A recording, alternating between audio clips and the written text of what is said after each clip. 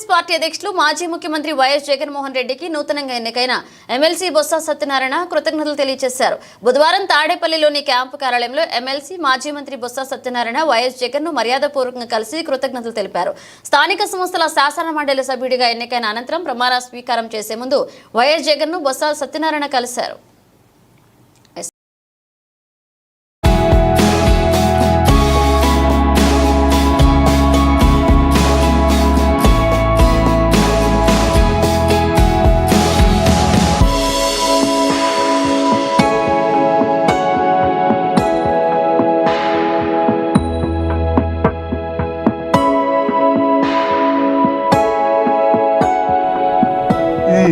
శాసనమండలి సభ్యుడిగా ఉండాలని మరి నిర్ణయించిన పార్టీ అధ్యక్షులు జగన్మోహన్ రెడ్డి గారికి మరి వారితో పాటు ఇక్కడున్న పెద్దలందరికీ కూడా